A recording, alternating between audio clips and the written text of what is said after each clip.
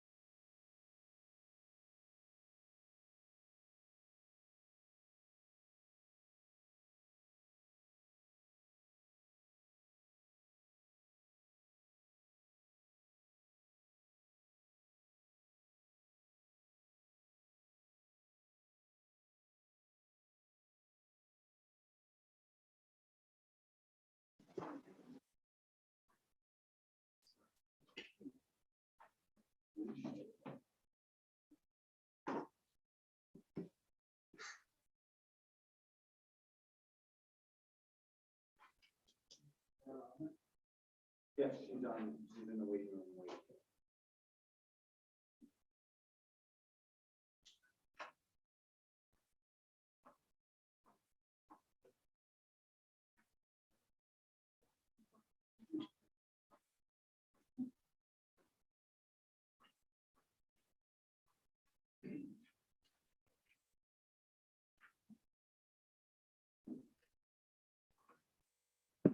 All right, everybody, it's 5:30. Let's call the October 11th meeting to order. Everyone stand for the pledge, please.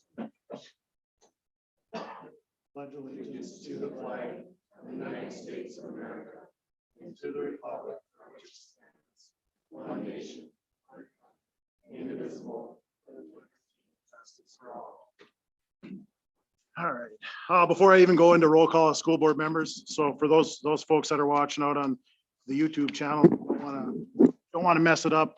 There's a typo on there already that says 1/11/21 for the date. So we'll end up fixing it afterwards, but it is tonight's meeting. And then in addition, both Jason and our rep from HB, if something goes awry as we're going, put your hands up, stop me.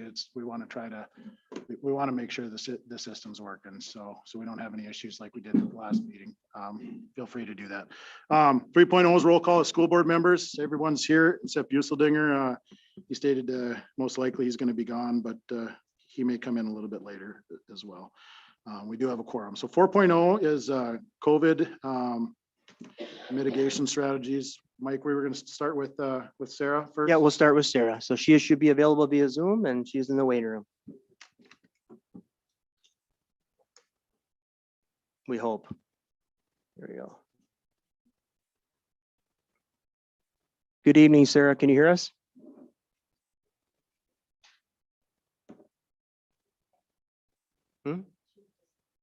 Okay.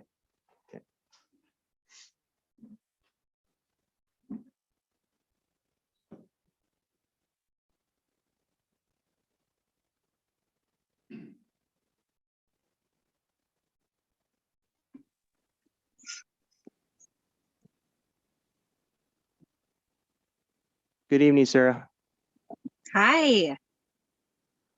We'll turn it over to you. Okay. All right. Wonderful. Good afternoon, everyone. Sarah Reese, Polk County Public Health Director. Thank you to Mike and all of you for inviting me to join you today. I wanted to just give you a brief update about COVID in Polk County. Please excuse me that I'm entering this conversation from my vehicle as I'm coaching soccer as well. So I apologize for that. So just a bit of an overview for Polk County about where we've been and where we are now. I thought it may be helpful to give you some comparative data. So there has been folks that have asked me about how cases are this year relative to last year. So I will just start there. And I will give you an example of a couple of different months when there was peaks that you may remember to give you some comparative data. So back in November, when we had our largest peak for the month of November 2020 in Polk County, we saw 1,693 cases in that month. And so you might vividly remember how difficult that month was for our county and for your school district. And many schools went to, including your own, went to distance learning during that time. And yet there were still many other mitigation strategies that were in place during that time. Then let's fast forward to April. In the month of April, we did have a bit of an increase in the Northwest region. So comparatively speaking, from April 2020, when COVID kind of began back in March of 2020, in April of 2020, we saw 27 cases during that month. And then fast forward to 2021, in April, we saw 238 cases. And so then to give you a bit of a comparison, in the month of September, so in 2020, we saw 132 cases. And then now in 2021, we've seen a pretty significant increase. We have had 510 cases in the month of September. If you want to get a little closer to the time frame for which we're talking about, so not looking so retrospectively, in the month of August, so just August 2021, we of course had a spike in cases. So we went from 21 cases in July to 178 cases in August. And then unfortunately in September, we went up to 510 cases. We are on a projection for October to look similar. Just in the last week, so October 1st through the 7th, we had 219 new cases. One thing that's distinctively different this year than last year is the impact on children in those 2 decades of 0 to 9 and 10 to 19. So to give you a snapshot from this last week of data from October 1st through the 7th, out of those 219 new cases, 86, or that's got to be somewhere around 40 some percent or 40%, were that 0 to 19 category. And that would be consistent with what we saw for September as well. Also in last week's data, we had 7 hospitalizations and 4 individuals unfortunately needing ICU level care. So we're certainly keeping those families in our thoughts and prayers during this time. So as you see by the data that I've presented, we are, by the Center for Disease Control and Prevention, still in high community transmission.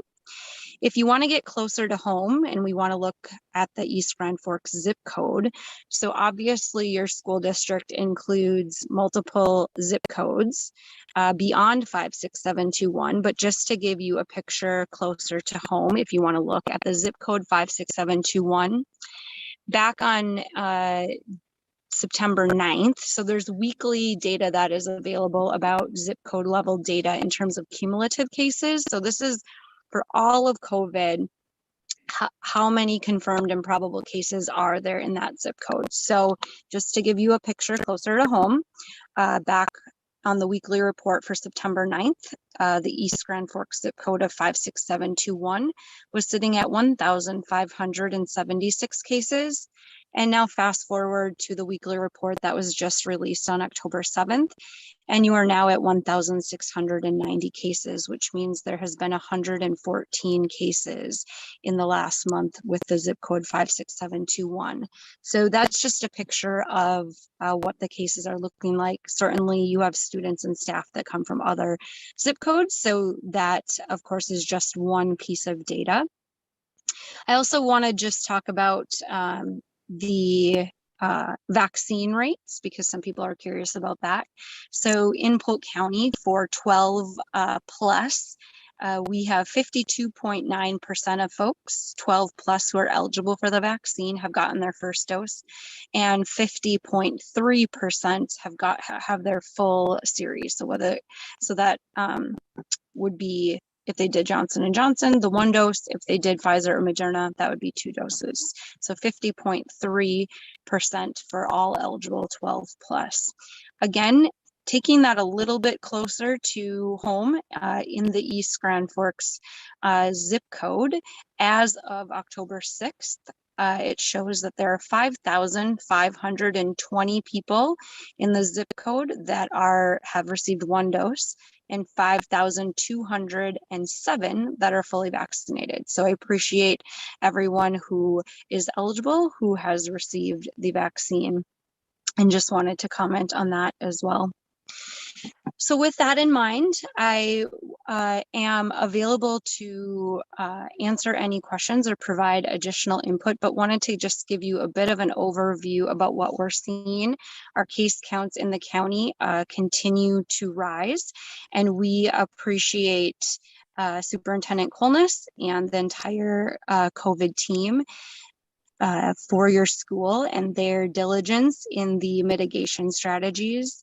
I as I visit with them each week, it is very apparent that your preventative strategies are definitely contributing to the low number of cases, as well as the reduced number of close contacts as of the last few weeks. And so that's great news. We want to keep both students and staff healthy, and we want to keep folks in school and not have school be interrupted. So I appreciate their diligence in doing the little things and working in partnership with Polk County Public Health. Thank you. Thanks, Sarah. Board members, any questions for Sarah? Yeah, I have a question. Hi, Sarah, it's Lindsay King. Hi. Hi, just wondering, of those 7 hospitalizations and 4 in the ICU, any information on what age range that those patients are in? I don't have that information in front of me, and none of them, to my knowledge, is in the pediatric age range. So those 2 lowest decades of 0 to 9 or 10 to 19, none to my knowledge. Okay, thank you. Anybody else? No, we got nothing. Thank you, sir. Sarah, appreciate it. Good luck with soccer. Thank you very much.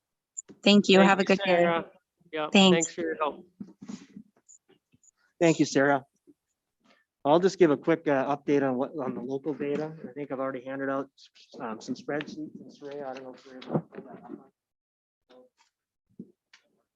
Oh, okay. Okay, I'll get on one.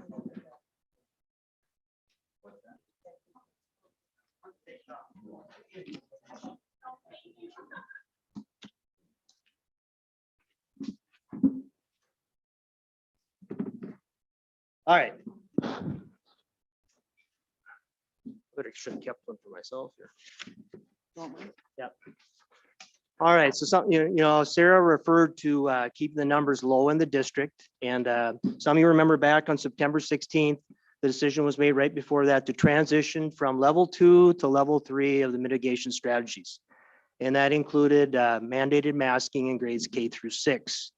At that time, the week before, there had been 14 positive cases reported in the district, and they were all students. Now, some of those were COVID positive before school started, but they were reported as being gone for COVID. So the decision was made due to those numbers to transition to try to prevent the spread of that, and also to keep our kids in school. We're really trying to keep everybody safe and also keep everybody in school for in-person instruction. So there's some data in front of you here. Let's go down to the bottom first. If you want to take a look at this was a snapshot from last Friday, all right, and it was updated in the afternoon after the incident command team meeting, but for the number of cases in the district, and I'll just go through this line by line. Year to date, since school started, there have been 37 positive student cases reported, and you can see the breakdown of the buildings. There have been 0 positive staff cases, and in talking to my colleagues across Northwest Minnesota, that's basically unheard of. We have been very, very fortunate. And as you know, right now, staffing concerns across all industries is very difficult, and finding backups for staff if they're gone is very, very hard. And right now, we don't have backup teachers. I mean, we have some substitutes, but we don't have a big pool of people who can fill in these positions. So having 0 positive cases has really helped us. Currently, we have 7 active positive student cases in the district, and there are 0 positive active staff cases at this time. You can see where there are 19 students that are out pending test results, and those are ones that have called in. They might have symptoms. They went in for testing. That is why they're in that bucket. We have 0 staff out pending test results. Students who are in quarantine as of last Friday, due to either being a close contact in school or at home, the number is at 30. And there were 0 staff as of last Friday in quarantine at that time. Looking up on top, well, I just want to comment on those numbers. Some of you say that's very, very low, and I agree with you. The strategies that were put in place back on September 13th have helped to steady and actually lower those numbers. So it's something to be proud of as a district and a community that we're able to keep our kids in school. We do not have that many out right now. Then you look up on top and you can see the total tests positive is 35, just like below. But then I want to get into what happened with some of the students who were deemed close contacts. So we've had reported COVID cases during the first week of school. You saw 14. I commented on that earlier. Students in quarantine from being close contact at school, we've had 79 in quarantine up to this date as far as the school year goes. Then we get down to the exemptions. So we've had 40 people who have been exempt from quarantine that were close contacts because they're vaccinated, and that's positive. We've had 116 primarily students that have been exempt because they're masked. So I look at that as a victory that we're keeping those kids in school, and we haven't had anybody be exempt due to the 90-day window. The mitigation strategies that have been put in place have helped dramatically. I understand it's a tough decision and it's tough to make a recommendation. There are strong differences of opinion on this topic, and I respect all of the comments that are made during the meeting. I've read through all of the information. Am I considering making a recommendation for a potential transition to a lesser mitigation strategy level? I am.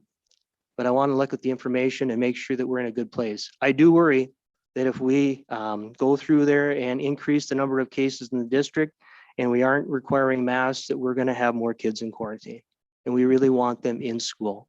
I will listen when you have your public time to talk. Okay, thank you. Appreciate it. Appreciate it. Thank you. Thank you for respecting that. So that's what I have. Board members, do you have any questions on anything there? Yeah, Mike. So I think when we've put in these mitigation strategies and we did the different levels and we're now on level 3, I think we can all agree that it's worked. And we put in these different levels to get to a point where we can make a decision if we're going to transition. So I think it goes without saying that we're at that point. So is there a certain date that we can maybe look at in the future to say that we're hanging around 7 or under 10 cases, that let's go back and try it? Yeah, Because that was the whole point of doing the levels. yeah, I agree with you, Matt. I would like to see how the data runs this week. We have a natural break coming up with the MEA holiday, the 4-day extended weekend. I want to see how things shake out this week with the data. And the one thing that, we have to always be aware of is keeping our staff safe as well and having enough staff to function. And we have been very, very fortunate. The mitigation strategies, in my opinion, have helped. Now, we also have a very high vaccination rate with our staff, and that's also contributed to that. So we have to keep that in mind, because every day, and you can talk to the principals, every day in certain areas, we're scrambling to find enough people, all right, to operate our buildings. And, that's something we have to be aware of. But I hope that answers your question. Yeah, I mean, it does. I mean, I don't know if it's as easy as throwing a date on the calendar, but 7 cases is low. So Yeah. I would Yeah. entertain looking at another strategy to go back a level, knowing the risks that are in front of us to do so. I get that part, but what we've done has worked. But where's the end game, I guess, is where I'm looking at. So it would be a good idea, I think. Okay, I think it would be a good idea for the board members to get together and maybe do some sort of working session. I'm new, so I don't know exactly how that works, but do some sort of working session in which we talk about this. We talk about mitigation strategies. We talk about all the entities that are involved, whether it be, Minnesota High School Sports League. We got to take that into account.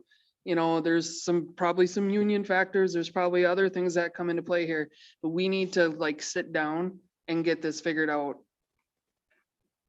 So Superintendent Colness, with that being said, we can't typically, we can only close meetings for certain things. I wouldn't anticipate this being a closed meeting. No. So I could call a special meeting and we could just do basically a work session. You talked about you're close to possibly making a recommendation. You want to look at the data. So, I mean, if we have this week and we have a work session, I mean, depending on board member schedules, but hopefully a work session next week, we're going into what, the week after that, we have a built-in break for Next week. MEA, Yep. Next week is MEA. next week's MEA. So that gives us, I mean, we're getting close to our next board meeting, and hopefully I think the board's in agreement. If the numbers are like this, that you know, we're ready to transition if the numbers continue to call for that. So I don't know about the rest of the board, but I guess I would entertain, and we can talk about it right here. We can wait till we get to the agenda, but I'd entertain some type of a working session next week. Next week's not a meeting week. Thoughts? Yeah. I guess I think we're gonna have to look at the quarantine situation as well, because looking at these numbers, I want masks off our kids, but I don't want to see 54 kids going home. Like, we gotta Yeah, we need to change talk that about- to Well, we where, gotta talk about all of it, because not having any mitigation strategy is unresponsible, right? So, or irresponsible, anyway. So if you, you know, if you don't have any, in my opinion, if you don't have any, but what is that mitigation strategy? What is the best for our community? Sorry. You know, I think that's something to discuss. That's something part of the discussion. yeah. This is the only group of people that are being asked to follow last year's rules in this one setting. You know, they're off playing and doing all the other things, but we can't send classroom full of healthy kids home because one kid came to school sick. We gotta look at all of that, and that's gonna take, it's hard to figure out. So with that being said, Tom, you got anything first? And we'll, Well, you know, I think our goal was when we started the masking was to get to this point as far as getting the numbers where they were decreasing and hopefully it would work that way. And it sure the data is definitely showing that. And Mike pointed out that, you know, there's a lot of school districts that aren't in this shape. And I talk to a lot of them every day with what I do. And it's a struggle, and their staff, I don't want to get to that point with our staff where we can't teach kids, where they don't have kids in school because they have to quarantine a whole classroom. And granted, when you're on this side of the fence, you have to look at everything. When you're on that side, we don't want to, we want what's best for kids. We want to protect them. We want to do what's best. And we want to protect our whole district and help them learn and get better and keep them in school and be good kids. That's our goal. And learn leadership skills and not have to deal with, all the other stuff that's happening. But part of this is right now to keep them in school is what we're doing because the numbers are working. I'm definitely on board with what we have to do, but I get afraid if we go up, what'll happen? We won't have teachers. I know there's some schools that can't find substitute teachers. They can't. What are we gonna do? Can't teach kids. We don't want to get there. This formula's been going right now. And I think, we all want to see kids get back to normal with going to school. It's not about money. No, we're not. So with that, I'll go into public comment here in a second, folks, but with that being said, is everybody in agreement? I think we really should, I'll call a meeting next week. Mike, will that give enough time? Yep. Numbers will come out on Friday. The Yep, way it's that'll been be- trending, the numbers have basically been the same for the last three weeks. Take a look at that. That'll give us an opportunity to talk and see, maybe it's not a recommendation at that time, but I do also agree with everybody else. We have to dig into the plan a little bit more to see how we need to move forward. We talked about when we approved that plan, it was a fluid plan. And I think that's where we are right now. It's a fluid plan. Numbers are low. We have to rationalize our decisions. And, we're not going to sit here and do that today when there's other business on the agenda. But I think next week, if everybody's in agreement, we'll call it for Monday or Tuesday, depending what everybody's schedules look like. We just need to make sure that we put it out to the public in certain amount of time so that they know, and it'll be an open meeting, but we'll discuss basically what we're doing right now. Right. And hopefully at that time, we may come next week and Mike will say, yep, I'm possibly next week. Here's my number. I'm not going to speak for Mike, but here's my number, and then we can take action from there. Yep. Any other board comments? I'm good. All right. Thanks, Mike. Thanks, board members. So with that being said, now I'm gonna move on to 5.0. So opportunities for citizens to speak on items not on the agenda. So let me find my list here. first, Mr. Lund, go ahead and step up and, Right here. yep, please, yep. Thank you. Matt, you want to keep the timer? Again, just as before, we asked, try to limit to 3 minutes. We have 5 or 6 speakers tonight. And then in addition, if there's something that you want, any of the speakers want to follow up with, certainly let us know. Feel free to stay after, grab one of us, or just let us know and we'll catch you afterwards. And Well, let me know if this is allowed, I guess, but my question is, before I even start speaking, this exempt from quarantine 90-day immunity window, what does that mean? we can, Mike, you can answer that one. Yeah, I asked that's- earlier. and yep, I wasn't yep, told. yep. Yeah, so if a person tests positive, right, and confirm, they would be exempt from quarantine for that 90-day window after. Because they're, Yep, because they've had COVID. okay. Yes, yep.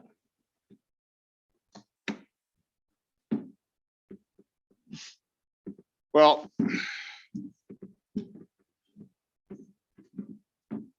you could sit and pound a nail for 100 years and it's still going to be a damn nail, I guess. So I'm not gonna spend a whole bunch of time on masks, on why I don't think we need them. Because, you know, when you got a group full of sheep and there's one lion in the room, nobody's gonna do a damn thing. You get a bunch of lions and I think the sheep are gonna start running. Yeah. What we're looking at here, not taking the masks out of the whole situation, because it's like talking to a tree as far as I'm concerned. What we're doing is we're telling our kids right now that they have no freedoms, that they don't have rights, that for the rest of their lives, they need to be scared. Well, that flag right there in 1776, a bunch of people just like us that got fed up with the lies, and which I put me on record, this is all a bunch of lies. We need to stand up. They're taking away our freedoms with jobs, not just in school. And everybody here, I'm not pointing fingers, but everybody here needs to know, you guys aren't exempt. What would you do if somebody told you you had to wear a mask all the time? Maybe you do it, I don't know. We need to teach our kids that they have freedoms, and we need to teach the kids right now. My kids don't trust the school. You know, they trust their teachers. The teachers are doing a damn good job. But I think we're following the data. What we need to do is follow the money, and that's where the data comes from. We need to open up our eyes, use our minds, use our common sense. This isn't going to end until the money runs out or until this room is completely full. That's the only way. I know I'm off here, but this whole pandemic, and not even the school, it's gone way too far. It's crushing our society. It's crushing our jobs. It's crushing everything. And I think everybody needs to wake up, and when they have their board meeting, we can have our own. If you guys want to come, we'll have a union meeting. Don't know if anything will be taken care of, but at least somebody will listen. I'll listen.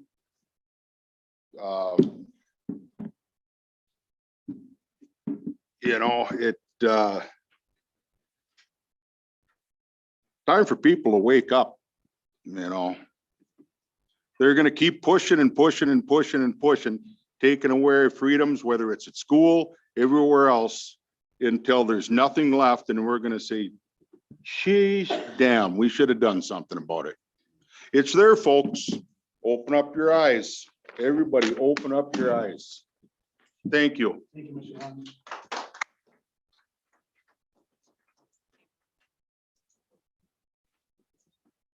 let's see, next I got Matt Hangslavin, so Mr. Hangslavin, come up, please? Sure.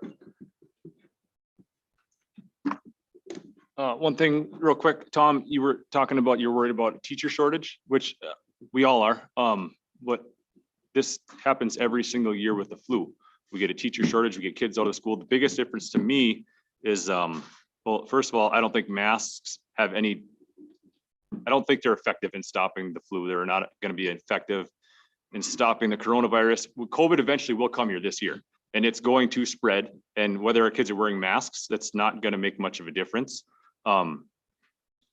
Lindsay, I want to thank you for talking about the kids and how this affects the kids. That's one thing throughout this process on your guys' side is I never hear about how this affects the kids. I never hear about what is this doing to them. I hear it a lot from these people behind me, but I don't hear it from you. I don't hear from Sarah. So actually I should have begun by stating my name, Matt Hangslavin, 601 4th Avenue Northeast. Sorry about that. I have a second grader, fourth grader, sixth grader. And as I stated at the last school board meeting, I think that forcing elementary age kids to wear masks for 7 hours a day is unhealthy for them, physically, psychologically, and emotionally. It's causing permanent damage to these kids and it needs to stop. Once again, our community proved last weekend that we have overwhelmingly moved on from wearing masks. Just look at the attendance at the Eric Church concert, a sold out UND NDSU football game, UND hockey and other youth activities, football, soccer, hockey, the list goes on, and no one is wearing masks. And many of you have kids that participate in these activities. And just look around this room. Hardly anybody's wearing masks. Some of us are vaccinated, some of us aren't. Regardless, no one is requiring the people in this room to wear masks. Why? But we're still forcing elementary age kids to wear masks. And we, people in this room, are way more at risk of the effects of COVID than elementary age kids. So why are none of us wearing masks or required to wearing masks, but we're forcing these K through 6th graders to do it? My son woke up sick this morning, so we gave him a rapid COVID test. He tested negative to COVID, but the test revealed that he has COVID antibodies, which means that he's had the virus, but never showed any symptoms. This virus is not nearly as harmful to children as it is for adults. And if you think that kids need to wear masks to prevent it from spreading, we lived in the same house with him while he had COVID and no one in our house contracted it. So again, if kids are least affected by this virus, but the most affected by wearing masks psychologically and physically, why are we forcing them to endure wearing masks all day when everyone else is choosing not to wear them? Why are we not giving them the choice? Maybe it's because the only people that masks protect are the people mandating them. Many people would like to know, is there government funding involved in the decision to continue to follow the recommendations that we're following? I hear that a lot. Is that the reason for all this? I hope it's not. I hope you're not selling out our kids and sacrificing their health for additional government dollars. And if it's not because of funding, then what is it? What are you afraid of? Are you afraid of what might happen to you if you don't follow recommendations? Are you worried about your liability? I hope all of you would put the best interest of kids over yourselves. But if you're more worried about protecting yourselves and your liability than you are about protecting the kids, then it's probably time for a change. And I hate to make so many assumptions, but I feel like there hasn't been enough transparency in terms of how we are arriving to many of these decisions, especially when you look at the mess we have at the middle school. I still would love to hear an explanation from any of you how masking 6th graders is the right thing to do when the 7th and 8th graders are not masked in the same building, and why 6th graders who are vaccinated still have to wear masks, but the 7th and 8th graders who are unvaccinated don't have to wear them. Is this really the best solution that all of you could come up with? And if we're using recommendations, how did none of you see this recommendation and think or speak out loud, this doesn't make any sense to have this mixed in the same building? Quiet, please. I've had to ask myself, what is it that made you run for school board? There are a couple of reasons that I think it's safe to assume. One is I think that all of you want to serve your community, and two, that all you have young kids and you're doing it for the kids. And right now, I think you're failing at both of these objectives. And I can't figure out why you are still allowing this to happen. I never hear this discussion about how is this affecting the kids? What are we doing to the kids? You were elected to be leaders to lead our school district, and it's time for someone on our school board to stand up and end this nonsense. Tonight, I would like to hear from you. Are we receiving funding that is contingent on following recommendations from anyone? And I would like to see a vote to end the mask mandate and end our quarantine rules. Like Lindsay said, we cannot go on with these quarantine rules. The 14-day close contact rule makes it impossible for teachers to teach and students to learn when kids have to leave for weeks at a time just because they were around someone that had COVID. How many other kids do you think were around my kid when he had it between sports, school, and playing with friends and nobody knew? None of these kids had to stay home for 2 weeks because they were for being in close contact because we didn't know about it. This probably happens a lot more than we know of. COVID is going to spread. We can't stop it. Instead, we need to focus on keeping kids home that are showing symptoms, testing when necessary, and using common sense when COVID numbers are elevated in the region. COVID's not going away, and our teachers need our kids to be in school, not at home for 2 weeks. And our kids need to be able to breathe. They need to see each other, smile, and they need some sense of normalcy. The rest of our community has returned to life without masks. Our high school has returned to life without masks. 2/3 of our middle school has returned to life without masks. It's time for K through 6 to join everybody else. And lastly, I just want to say, some of you have probably seen the video circulating of a guy showing a portable air monitor. He puts the monitor under his alarm, under his mask, and the alarm goes off. These air monitors are designed to test if a confined space has any toxic gases or a safe level of oxygen. A friend of mine from this area sent me a video of him doing the same test to make sure the video he saw online wasn't rigged. Using his monitor, he got the same results. He put the monitor under his mouth, or put the monitor up to his mouth and talked and breathed into it, but the alarm did not sound. After he put his mask on, slid the monitor underneath his mask, the alarm immediately went off, an unsafe level of oxygen. And we're putting our kids through this for 7 hours a day, 5 days a week. And if that's the case, maybe we should have Polk County or wherever we're getting our funding from, send us some air monitors so we can test every kid when they come in to make sure that they're getting the actual safe level of oxygen. Thank you.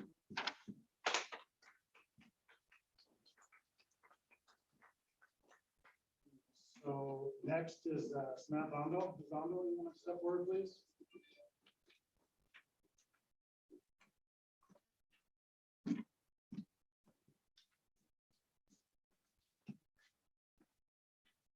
My name's Samantha Omdahl. I live at on Riverview Lane in East Grand Forks. At the last meeting, multiple speakers, including myself, as well as those who showed up to support us, did not feel like you heard us or cared about anything we had to say. So I'm done with the statistics. The Pledge of Allegiance that we just all said when this meeting started has the word indivisible in it, yet here we are very divided. If this was purely out of principle and just not wanting to be told what to do or can't do, I honestly wouldn't go through the trouble of being here today. I hate public speaking and I'm not big on confrontation. However, I am here because I've done the research on the actual harm physically, mentally, and emotionally masks have on children. And at this point, I'm begging you to have some empathy with a legitimately concerned parent. If masks work, let the parents who are concerned about their children getting COVID-19 continue to mask their children. But please let us parents who are concerned about our kids' brains being deprived of oxygen, as well as the emotional and mental toll it's having on them, choose not to mask. I'm not here to just speak out in opposition for fun. I'm greatly concerned about the effects of these masks on our kids. And I cannot for the life of me understand why you are so empathetic to those parents worried about COVID, yet not empathetic to us parents who are worried about the brain function, depression, and overall well-being of our kids. I sent you all an email, and I have copies here if you'd like it, of an article that goes into great detail about the harm of masks that have in general, but more specifically on children. And I really hope you read it and take it seriously. Right now, this time of year, 16 years ago, I met and started dating my now husband in this very building. When we dreamt of the life we would build and the children we would have, never did I think I would be back in this building fighting for the health and well-being of them. My husband grew up attending East Grand Forks Public Schools, and we both graduated from this school. These are the schools we envisioned our kids would attend, maybe even have some of the same teachers we did. I was a military brat, so I moved around a lot. I was never at the same school long and never lived in the same town as my grandparents or cousins. And when my mom told me we were moving to North Dakota, I cried. I didn't even know where North Dakota was, but my mom and best friend told me I'd probably meet a boy, some farm kid, and never move away, have babies and grow old. And they were right. He wasn't a farm kid, but his dad worked for a farmer at the time, and he helped him out from time to time, so they weren't far off. When I realized he was going to be the one I spent the rest of my life with, I would wait, and I couldn't wait to raise our kids in a small town like East Grand Forks.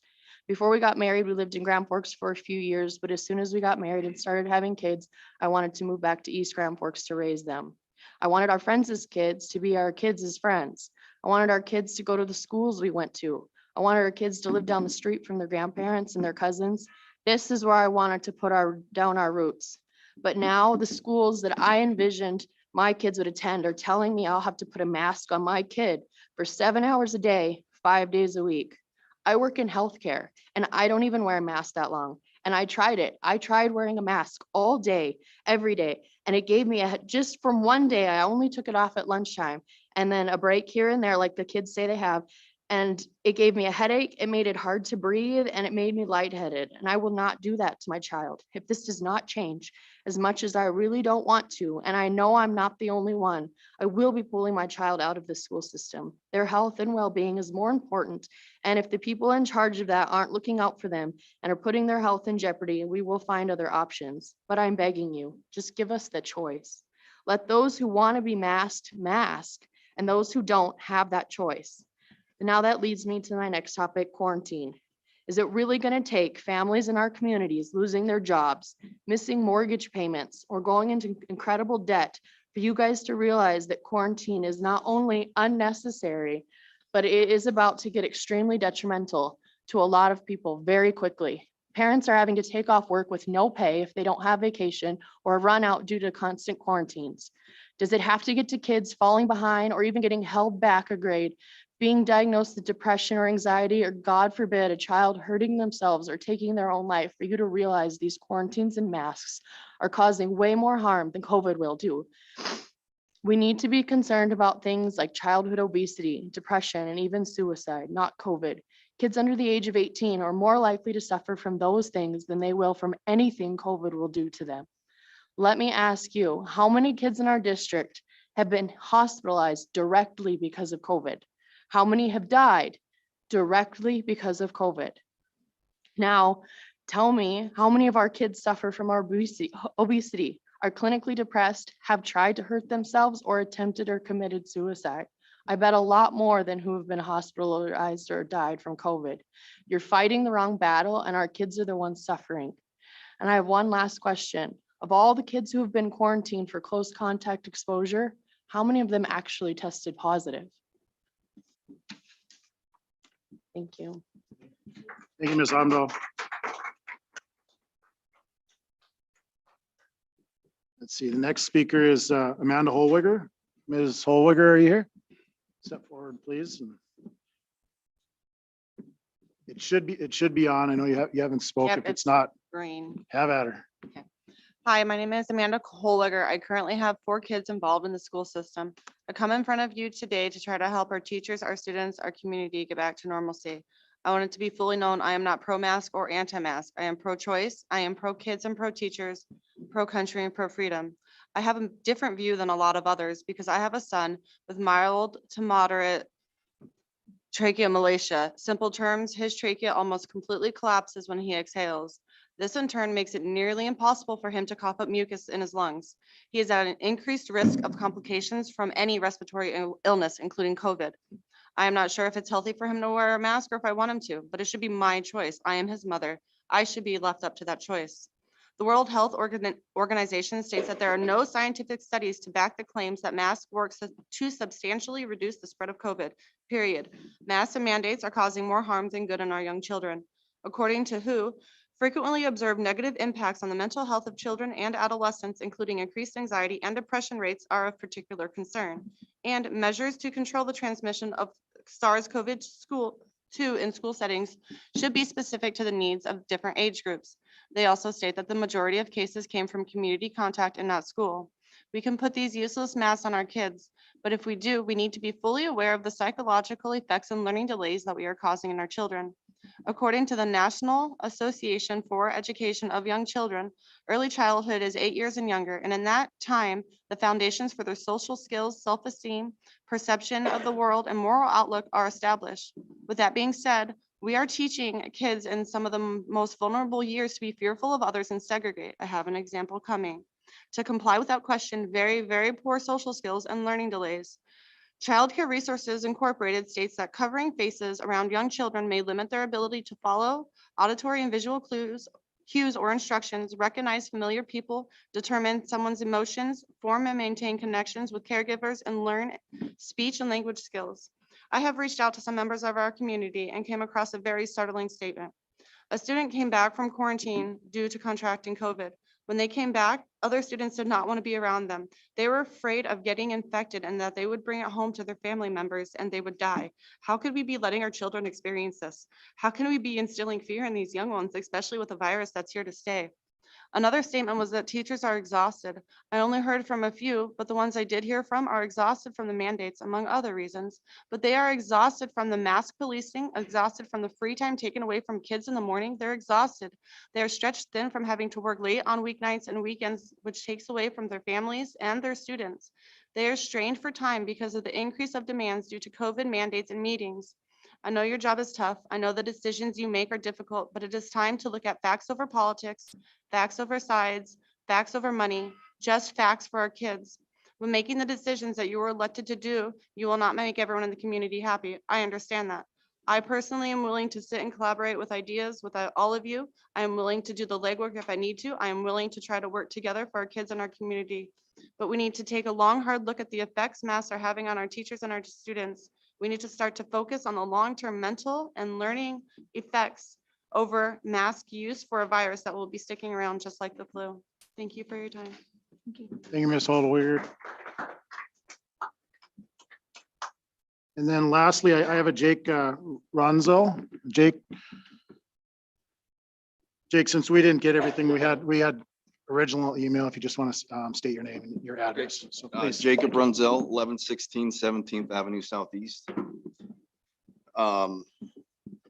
Like I said, my name is Jake. I have two kids in East Grand Forks Independent School Districts. One's in second, one's in sixth. So I said we need to take the mask off these kids today. I have brought with me an article from the website from the Daily Mail published by the American Medical Association. And it talks about carbon dioxide levels within the masks that you're making our children wear. Carbon dioxide levels among children wearing face masks may exceed healthy limits, according to research letter published on June 13th in JAMA, which is the Journal of American Medical Association. Harold Waldock, PhD from the Poznan University of the Medical Sciences in Poland, and colleagues assessed whether nose and mouth coverings increase carbon dioxide and inhaled air.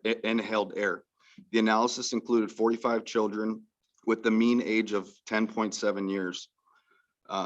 They tested two types of nose and mouth coverings, a surgical mask and a filtered face piece 2 mask in a laboratory setting. The researchers found that levels were similar between the masks, with means ranged from 13,120 to 13,910 parts per million of carbon dioxide. Only age was associated with the carbon dioxide content in inhaled air. The youngest children had the highest carbon dioxide values, with carbon dioxide levels measured up to 25,000 parts per million. The OSHA allowable for a safe workplace is 2,000 parts per million. So that was exceeded by more than threefold among the youngest of our children. When you put this mandate on our children a few weeks ago, the logic you gave made 0 sense and was actually quite dumb. Only K through 6 are required to wear the masks. The reasoning given is because children 12 and older are eligible to receive the vaccination. But then you don't check the vaccination records to prove that these older kids have had their vaccine. If that makes sense to you, then I think that you're an idiot. At the time of this mandate went in place, there was a total of 16 COVID cases. Of them, by the way, most of them were from the high school. Doing the math, which is something you guys should have done, at 16 cases out of 2,000 kids has an infection rate of 0.008. 6th grade is required. This is the one that makes the least bit of sense to me. 6th grade is required to wear a mask while 7th and 8th are exempt. I have a daughter in 6th grade, a stepson in 8th. One has to go to school with a mask, one doesn't. If that makes sense to you, then you're actually a moron. We have proof that masks are not only ineffective, but they are potentially harmful for children. So why are we doing this? My message to parents is we need to stand united against this unconstitutional mandate. If enough parents refuse to comply, then they can't send all of our kids home.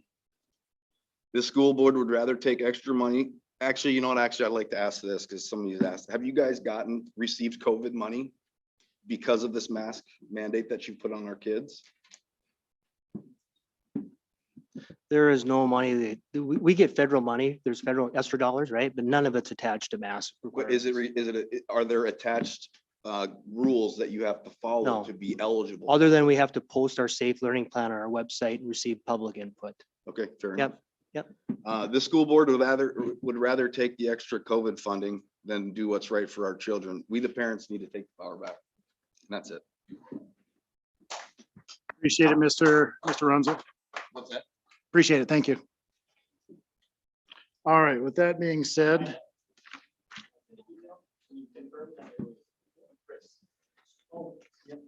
Okay. Yep, come on up and just state your name and last name and your address. That'll be short. Sweet. Yeah, thank you guys. Hi, my name is Chris Wood. I live at 39944 110th Street Southwest. I'm a father of 4, with my oldest 2 being in 1st and 2nd grade. I'm here today because I am in complete opposition to the mask requirement.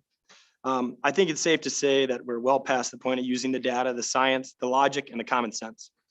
In today's world, it's incredibly divided. But if there's one thing that I think we could all agree on, is that the last thing we need is a board or some special committee making any decisions that affects the health and well-being of our children. I think it sets a dangerous precedent, and the only real experts are mom and dad or legal guardians. We all know that. So what I'm asking for the board to make a motion to permanently remove the mask requirement because it's well beyond your scope. And it's a liability that you guys shouldn't want or care for. So thank you guys for your time, and remember, courage is contagious. Thank you. Appreciate it. Thank you, Mr. Wood. All right. Let's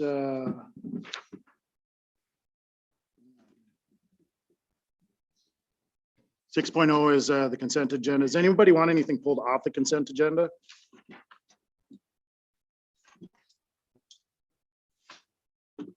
All right.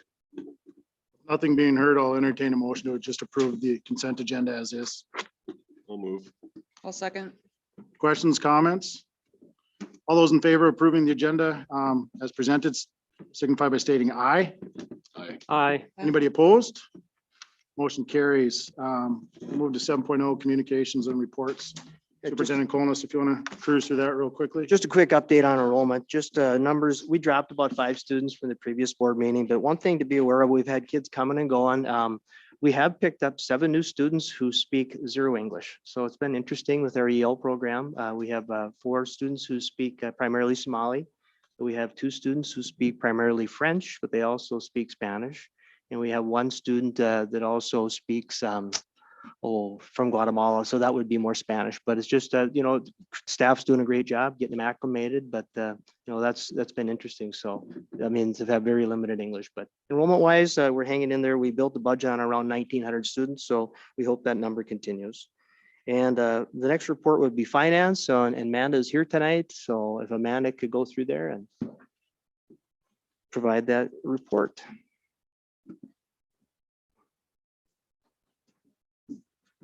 All right. I don't know if we're pulling them up on the screens or not, but we can go through the treasurer's report first. So you'll see things are pretty much consistent from the previous years. You'll notice that there's a large adjustment in the building construction fund, and that's again just moving funds from our investment account to our checking account as we're paying those bills. However, I'm attempting to keep the investments to term. So that's why those are negative, so that we can gain more interest in those as we just move the money from the MASLAF account. The other thing that the student account activities from current year to prior year is quite a bit different. And that's mainly just due to activities having more fundraising, and since they're able to do things this year that they weren't last year. So that's the main change. Over the prior year, we're up as we have been consistently, and then we're over from the prior month as well. And that's pretty normal as we go through the year. Most months we're going to go up a little bit as we gain money, so that during the summer months, when we don't have as much going on, we can still pay all of our bills. And that's all I had on the treasurer's report. Any questions on there? All right, so the budget to actual, I just had a few comments on there. Revenues wise, we're sitting pretty similar to where we were in the past, except for that student account activities line, which is because they're able to do things this year that they weren't last year. So we're kind of more in the pre-COVID dollar amount. In the expense lines, the supply line is up quite a bit from where we were prior year. But we've talked about this in the previous months. It's due to curriculum purchases that were planned. And then the other line that is up quite a bit is the equipment line. And that is because we spent about $68,000 on touch screens for 2 different schools that kind of replaced the smart boards, I believe. So there was quite a few boards for two of the schools. And then on the next page for the smaller funds, our food service fund is down from where we were in the past. And that is mainly due to lower meal counts during the summer. And I think currently we've seen some lower meal counts, so that might be a little bit of a trend at the moment. But our expenses are also down due to that slightly. Mainly just the food costs, as our salary lines would still be similar to the previous years. And then in the community education fund, those are up quite a bit. Our revenue is up quite a bit from the past, and that is mainly due to a timing issue of when our state payments come in. So it's not us actually doing better, it's just when the state paid us the funds. But we are doing a little bit better in that Diane's able to run some of those programs and have some revenue coming in there. And then the other item I was going to note on the community education expenses, those are up quite a bit from the prior year, and that is due to the summer program that Diane ran. And we don't have all of the revenue yet for that, but we'll be getting it as the state is going through that grant that we got for summer school. In the year-to-date net totals, it says we're down 2.9 million, but that's mainly because of the construction fund. If you take that out, we're about 76,000 in the hole, similar to previous years. Oh, the other thing I was going to note, the audit is almost done. I believe they'll be presenting at the next board meeting, but the numbers in the June 30th, 2021 amount didn't really change from the past. I think it might be slightly different from where you saw it originally, but there were no major changes during the audit. Thanks, Amanda. Any questions on treasurer's report or?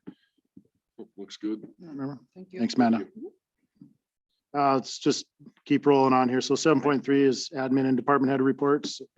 Mike, go ahead. All right, well, I'll start off by just thanking everybody for a great homecoming week 2021. I thought the people who planned the event and participated did a great job. It was nice that we were able to take the homecoming court as well as the band and some of the football players over to the other buildings and be outside. And it was really great for the kids to see everybody. So great job with homecoming week 2021.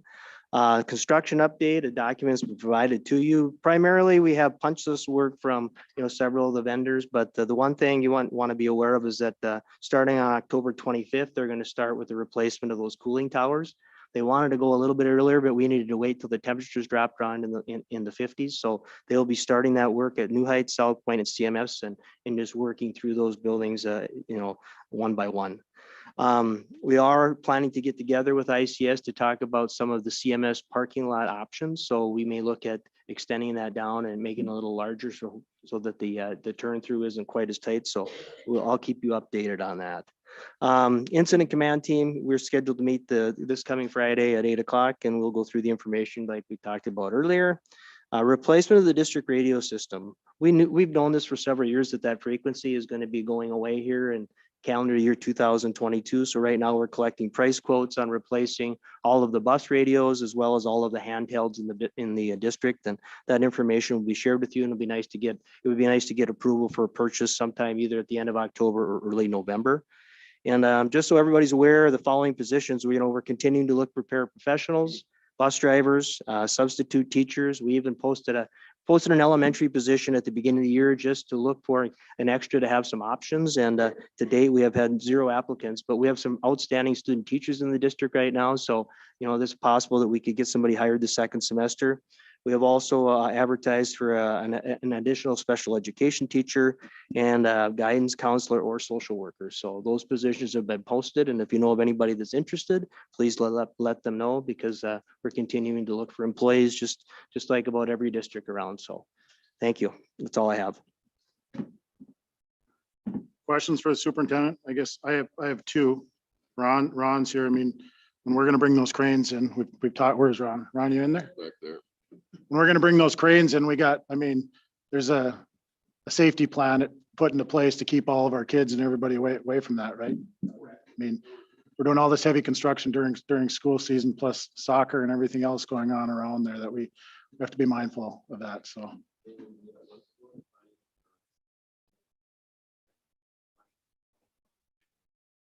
Okay. And then Mike, my other question is these radios, as you go out for bid, is there a state bid for those too? No, we're just receiving price quotes on those because it's below the threshold. So right now we've received some Stones and we're also receiving a price quote from a company in St. Cloud. So But there's no state bid. No, That's no. out there. Okay. So, All right, thank you. Any other questions for Superintendent? Nope. All right. Back to where I was here.